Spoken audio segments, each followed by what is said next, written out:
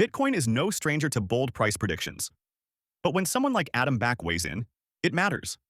Back is the CEO of Blockstream, a key figure in Bitcoin's origin story, and he thinks the current price is far too low.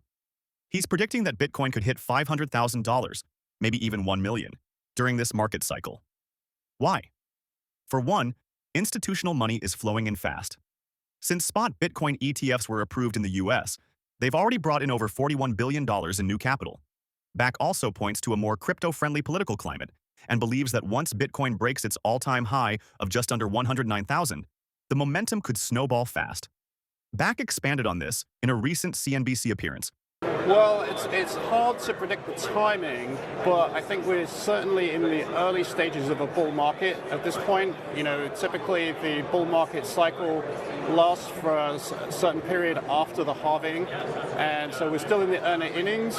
I think there's very stiff inflows from ETFs buying about 2 times the Bitcoin mined per day. MicroStrategy and the other Bitcoin treasury companies buying another 2 times, and the retail buyers and dollar-cost average investors. So really, there's a lot of inflow.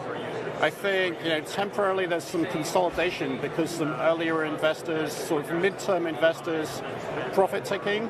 But that overlay would set us up for a price where you start to see Bitcoin competing with gold, perhaps pulling money out of gold ETFs into Bitcoin ETFs.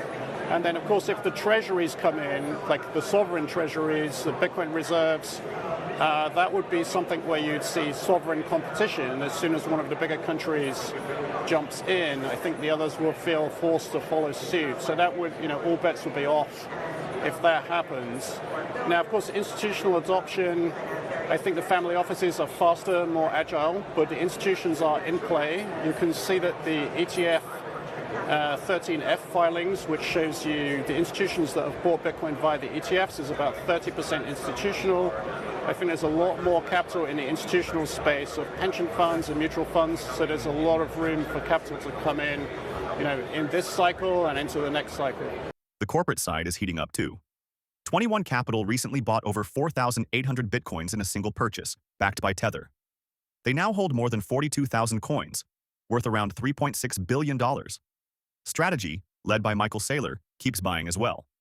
They added another 13,000 coins in just 1 week, bringing their total to over 568,000 Bitcoin. And Nakamoto, a new conglomerate linked to Bitcoin Magazine, has raised more than $700 million to build a Bitcoin-focused business that spans finance and healthcare.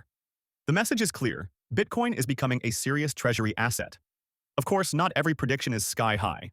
CoinCodex's price model offers a more measured view. It forecasts a peak around $180,000 in 2025 and $307,000 by 2028. Still, that's a big gain from current levels. And it shows that even with conservative assumptions, Bitcoin's trajectory remains strong. So whether you believe in a 10x surge or a slow climb, the trend is clearly upward. So can Bitcoin really reach $500,000 or even $1 million? Adam Back thinks it's possible, and the pieces are falling into place. ETF inflows, corporate demand, institutional adoption, and a favorable political shift are all adding fuel. Whether it tops out at 180,000 or goes beyond 500,000, one thing is clear: Bitcoin's fundamentals are stronger than ever. And this might just be the most important cycle we've seen yet.